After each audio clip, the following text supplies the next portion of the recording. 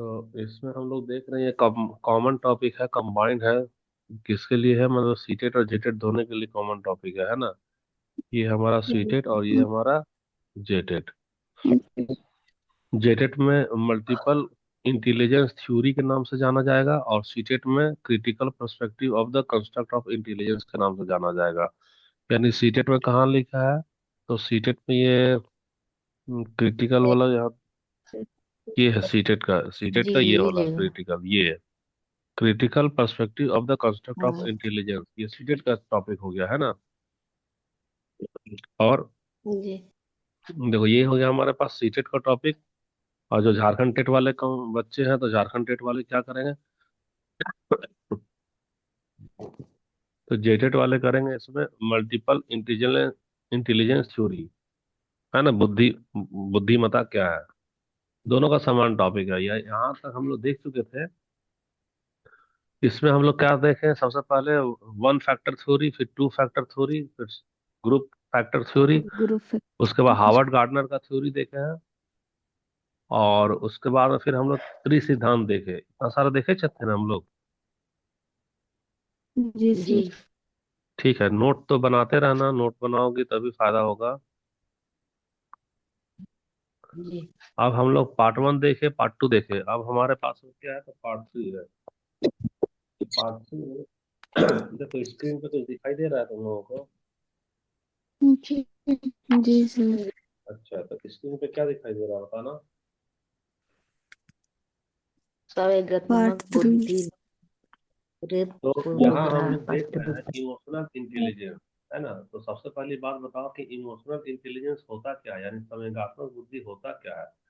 उसको, उसका थोड़ा सा परिचय दो कुछ हल्का सा उदाहरण देकर। स्क्रीन स्क्रीन पर तो दिखाई दे ही रहा है कि बुद्धि का एक बड़ा हिस्सा केवल दिमाग नहीं बल्कि दिल से भी जुड़ा होता है ना। तो दिल से जुड़ा होता है। तो हाल के हम्म। वर्षों में परीक्षाओं का रुझान पारंपरिक आईक्यू से हटकर इमोशनल इंटेलिजेंस की ओर बढ़ रहा है। तब ना बच्चा लोग सुसाइड कर लेता है। 10वीं क्लास में नंबर कम आया तो क्या किया? वो लोग सुसाइड कर लिया। देख रहे हो ना वो लोग। तो सिर्फ ये बता दो कि जी इमोशनल इंटेलिजेंस होता क्या है।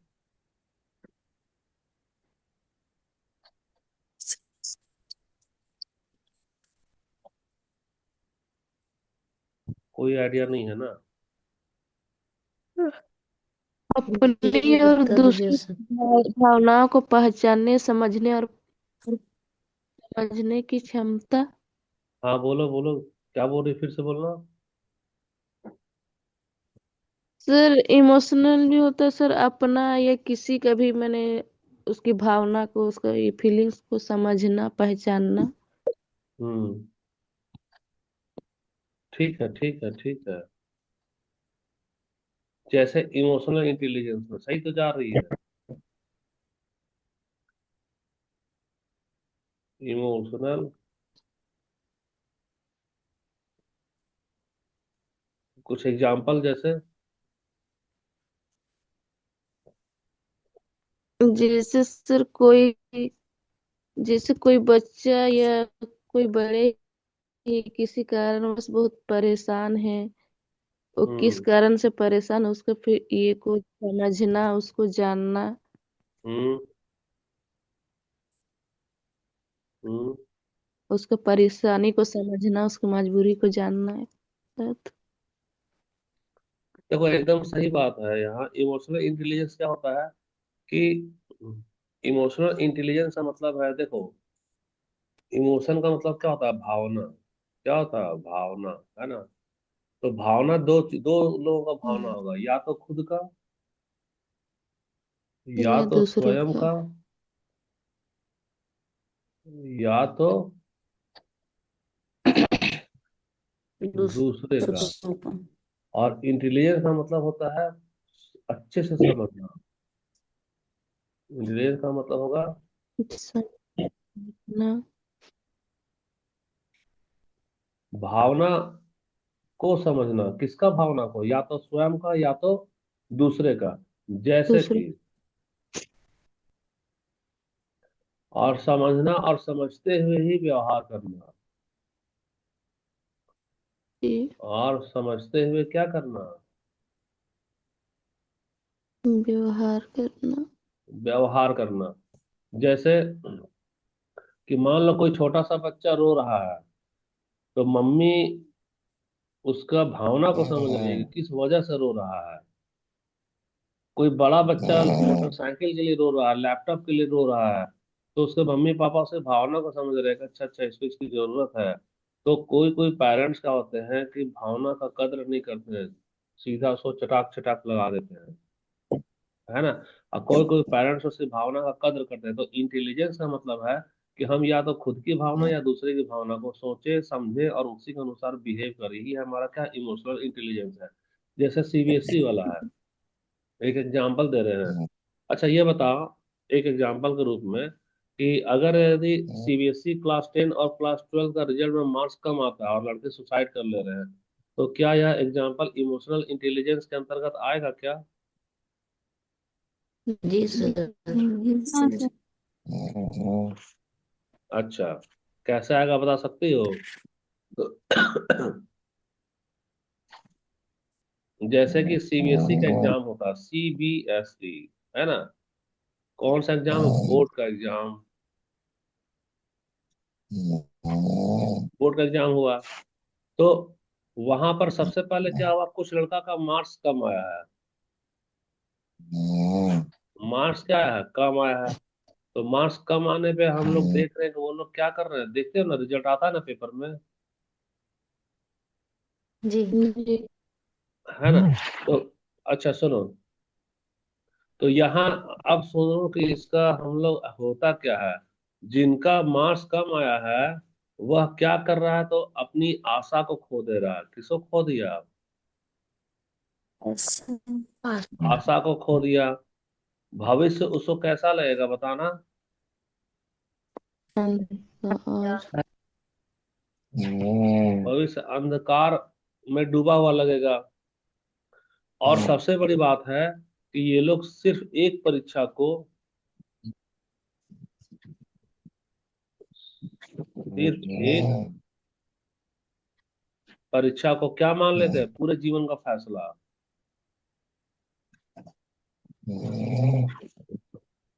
पूरे जीवन का क्या? फैसला मान ले रहे हैं। तो पूरे जब जीवन का फैसला मान ले रहे हैं, तो उस समय में क्या दिख रहा है भाई, कि इनकी भावना को संभालने की क्षमता कमजोर पड़ गई। खुद की, यानी कि स्वयं की भावना को संभालने की कौन क्षमता इतना यहाँ पर मजबूत हुई कि कमजोर हो गई बताना? कमजोर। कमजोर हो गई। कमजोर हो गई। देखो, तुम एक बस का ड्राइवर हो। जो इमोशनल इंटेलिजेंस होता है ना, वह एक चलता फिरता गाड़ी का, बस का क्या होता है, ड्राइवर होता है। यानी तो ट्रेन में ड्राइवर ना, कि ट्रेन में पैसेंजर बहुत सारे लोग बैठेंगे, किसी को टाटा से चाईबासा आना है तो सारे सवारी सिर्फ चाईबासा थोड़ी उतरेंगे। कोई बीच में उतरेगा, कोई कहीं और उतरेगा, कोई हाता में उतरेगा। अब ट्रेन जब चलना चालू होता है, तो हाता वाला पैसेंजर चिल्लाएगा, रोको रोको, हमको हाता में उतरना है, रोको। लेकिन ट्रेन का ड्राइवर हाता में नहीं रोकेगा, सीधा जहां उसका स्टॉपेज है वहां पे रोकेगा। तो इमोशनल इंटेलिजेंस समझो एक ड्राइवर होता है। और हमारे मन में कई सारे भावनाएं हैं जो पैसेंजर बनकर तूफान मचाते हैं कि रोको हमको, हाथा में रोको, सीबीएसई का मार्क्स कम आया है, मेरी जिंदगी की ट्रेन को रोक दो, सीबीएसई में फेल कर गए हैं, मेरी जिंदगी की ट्रेन को रोक दो। वहां अगर ये ड्राइवर कमजोर है तो ट्रेन को रोक देगा, यानी वो सुसाइड कर लिया। हम जेटेट में नहीं पास कर पा रहे हैं, रोक दो, हमको सरकारी नौकरी नहीं मिल पा रहा है, रोको भैया, ट्रेन रोको, हम उतरेंगे, हमको यहीं पे उतरना है। तो इमोशनल इंटेलिजेंस का मतलब एक ड्राइवर ऐसा होना चाहिए जो समझदार, जो स्वयं की भावना को समझे कि अरे ये तो बच्चा हो गया है अभी, इसकी भावना के बहकावे में नहीं आना है, ये अभी बहका है, इसको बहकने दो, हम अपनी मंजिल पे जाकर के ही रुकेंगे। तो इमोशनल इंटेलिजेंस का मतलब है भावना को कैसे कंट्रोल करना है। भावना में कंट्रोल नहीं होना है, 2 लाइन लिख लो कॉपी में, किताब में नहीं दिया रहेगा। भावना में कंट्रोल हो जाना इमोशनल बेवकूफी होता है। भावना को अपनी मुट्ठी में कंट्रोल करना इमोशनल इंटेलिजेंस होता है। लिख लिए कॉपी में। और एक बार रिपीट कीजिए ना सर। देखो, कीजिए सर। भावना भावना कौन? भावना के नियंत्रण में आ जाना इमोशनल बेवकूफी है। कोई लड़का है, कोई लड़की है, गया है स्कूल में, आपस में शादी ब्याह का बात हो गया, प्यार वाला बात हो गया, बोला हमको चलो शादी करना है। अब ट्रेन को जाना था कहीं और, वह रांची के सफर में है। अब बोल रहा है पैसेंजर, रोको रोको हमको शादी करना है, रोको। अगर ये ट्रेन रुक गई तो लड़का लड़की पढ़ने के बजाय क्या कर लेता है, शादी कर लेता है। यानी वह इमोशनल बेवकूफी है, भावना के नियंत्रण में आया ना। लेकिन वहीं जी देखो, कॉलेज में जी। लड़का लड़की को प्यार हुआ है, वो शादी ब्याह नहीं करेगा, बोलेगा नहीं अभी हमको कैरियर बनाना है। तो कैरियर बनाना है का मतलब, वो बोल रहा है रोको रोको ट्रेन को चलने से रोको, हमको यहीं उतरना है। तो इमोशनल इंटेलिजेंस वाला ड्राइवर क्या किया, ट्रेन को नहीं रोका, बोला ना ना ना, ये भावना है, अभी बहका हुआ है, इसके मुट्ठी के अंदर हमको नहीं होना है। जबकि इस बहकी हुई भावना को अपने मुट्ठी में रखना है, और वह जहां मंजिल है वहीं रोकेगा। तो इमोशनल इंटेलिजेंस का मतलब है, स्वयं का भावना में ना बहको, दूसरे के भावना में ना बहको, बल्कि जो सही चीज होता है उसको समझते हुए व्यवहार करो। और हम लोगों के दिल में आजकल इमोशन ज्यादा हो गया है, लोग जज्बात में ज्यादा आ जाते हैं। सगा भाई भाई एक दूसरे के लिए जो जान देता है, ब्याह शादी होता है, देखो घर अलग कर लिया, माँ बाप से अलग कर लिया, होता है कि नहीं होता है। होता है। तो जो बात बात में अपनी बीवी का बात में आकर माँ बाप से अलग हो गया, जुदा हो गया, बहन बहन से अलग हो गई, भाई भाई से अलग हो गया, तो उसके बच्चे सोचेंगे कि मेरे पापा तो चालाक हैं, खाली हमारे साथ रह रहे हैं। भैया, वह इमोशनल बेवकूफ है। इमोशनल इंटेलिजेंस क्या होता है, बीवी लाख चिल्लाए, बहन लाख चिल्लाए, वह परिवार को कभी छोड़ेगा। नहीं। नहीं। लड़का लड़की गया है कॉलेज में पढ़ने के लिए, लाख प्यार हो जाए, वह पढ़ाई के पहले ब्याह शादी करेगा।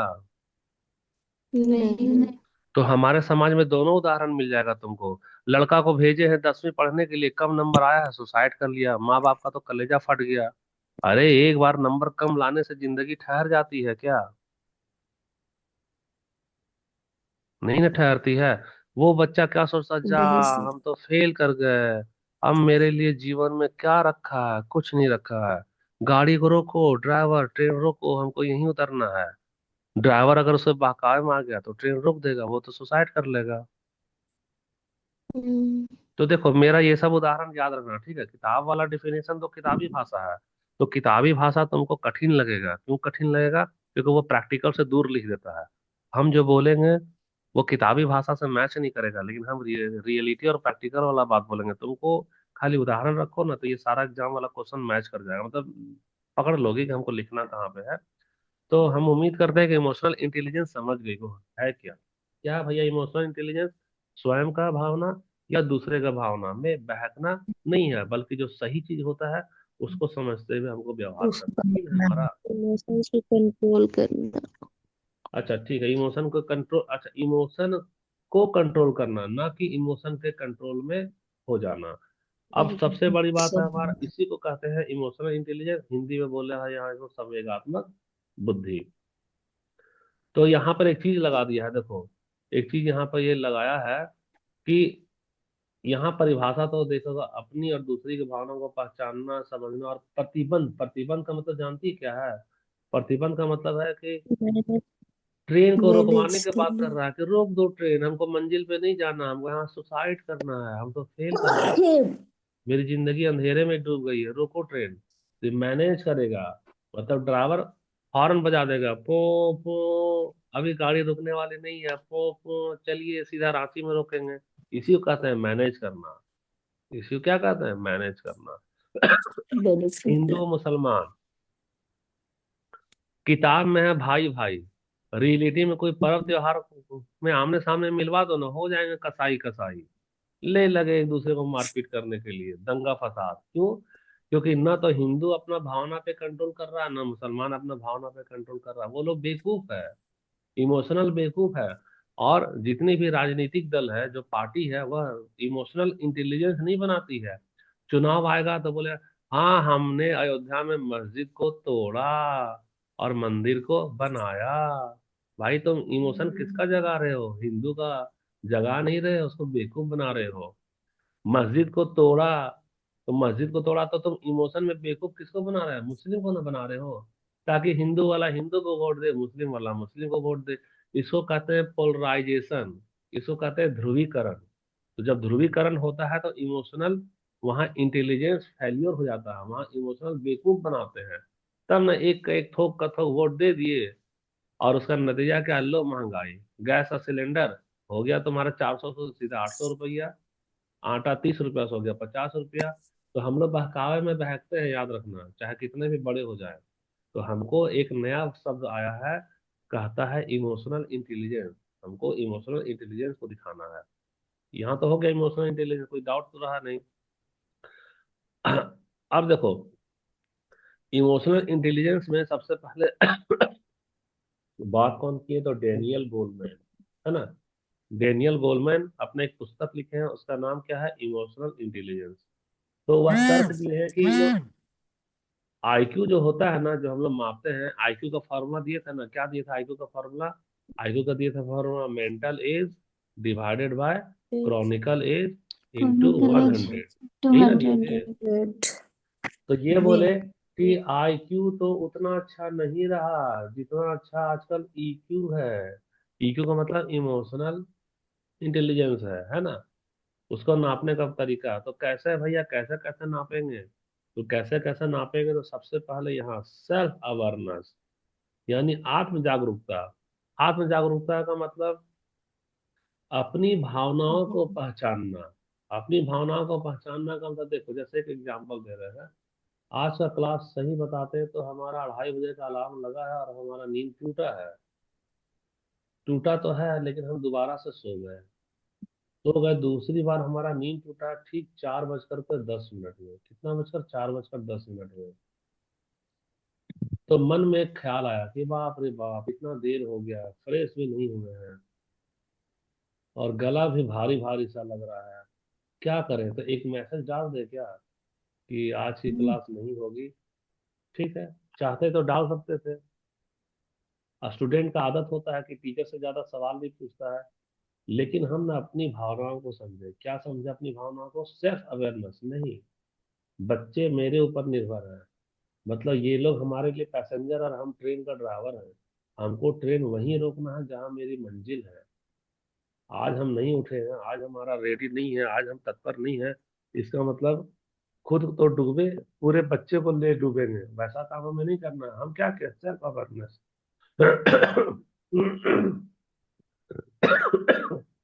जैसे रुकना एक,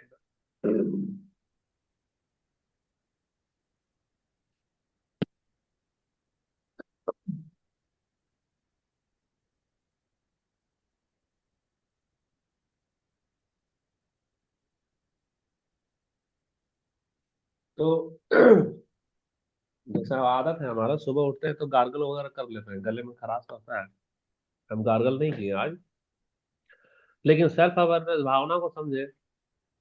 भावना को समझा और क्लास ले लिए, खाली एक मैसेज लिखे थे क्या कि थोड़ी देर में क्लास स्टार्ट करेंगे, 4:30 के पहले लिंक भेज दिए ना हम लोग। ये तो सेल्फ जी सर। अवेयरनेस हो गया। दूसरा सेल्फ रेगुलेशन।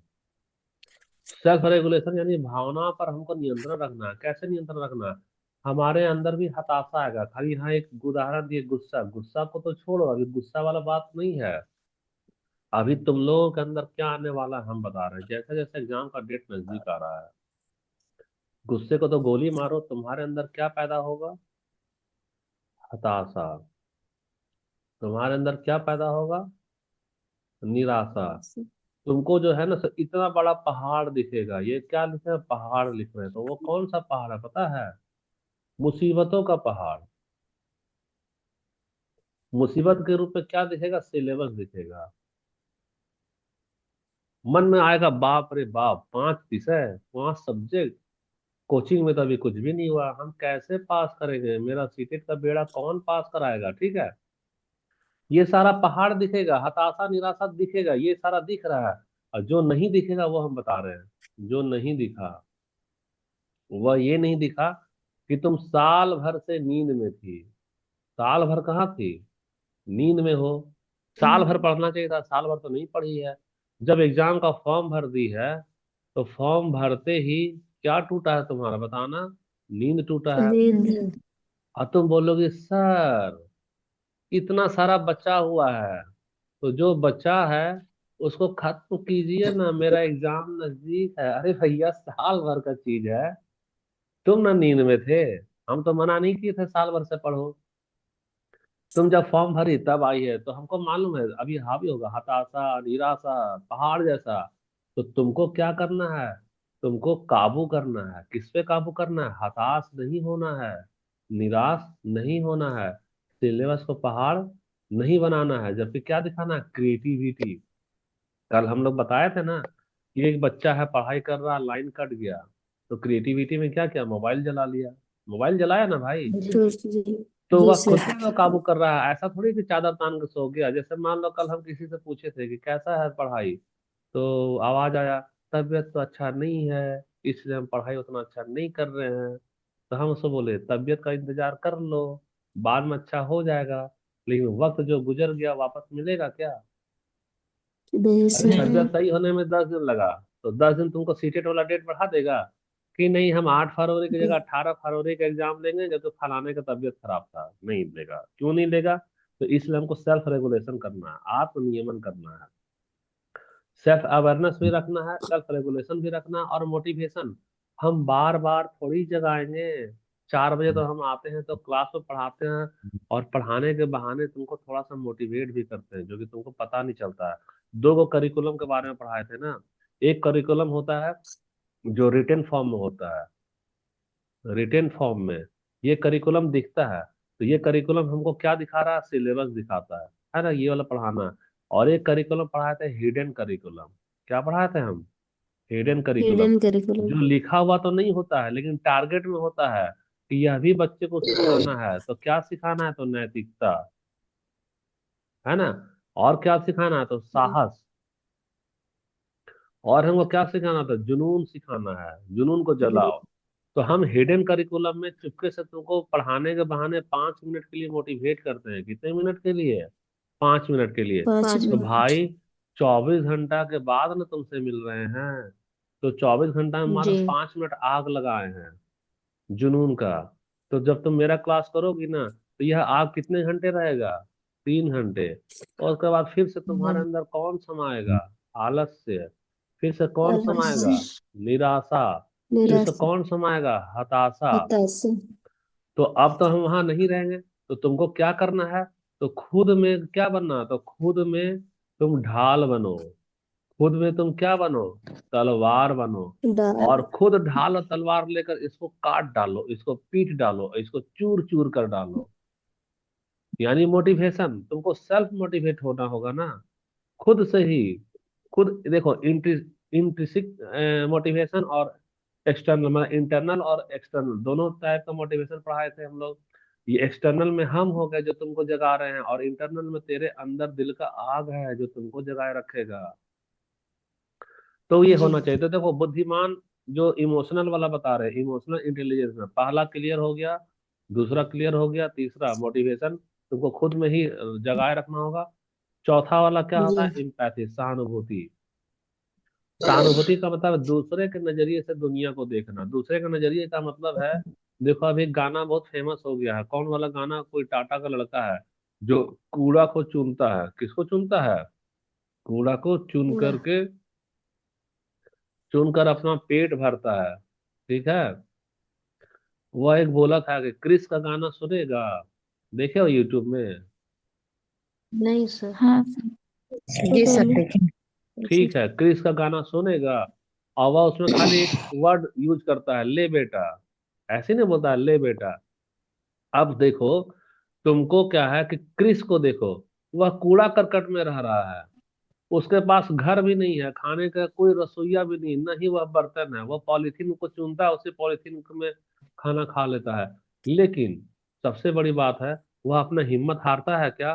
हर सवेरा, हर वही। सूर्योदय, जैसे ही वह सूर्योदय होता है वैसे ही वह क्या करना शुरू कर देता है, अपना कर्म करना चालू किया, अपना जी। मेहनत करना चालू किया। तो हमारी स्थिति कृषि से बेहतर तो है?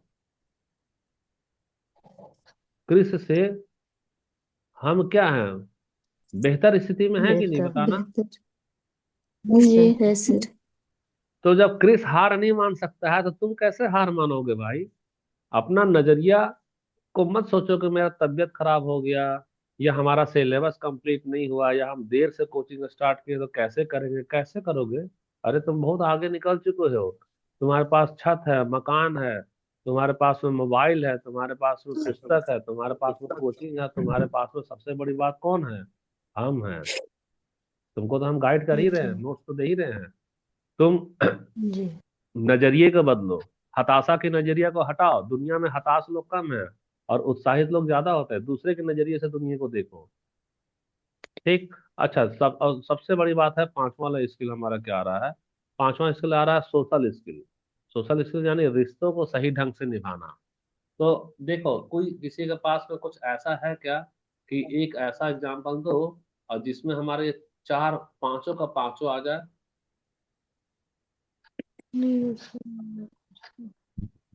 नहीं है? अच्छा देखो, 29 मिनट होने जा रहा है, हम लोग क्लास को ब्रेक करते हैं, दूसरा लिंक भेज रहे हैं ना, ताकि वेट ना करना पड़े 10 मिनट वाला। तो दूसरा लिंक भेजते हैं, इसको जी। फिर शुरू करते हैं। इसका तब तक अटेंडेंस कोई लिया है क्या? देवराज लिया हो क्या अटेंडेंस इसका? Yes sir. अच्छा ठीक है, लिए हो तो फिर हम लोग इसको क्लास खत्म कर रहे हैं।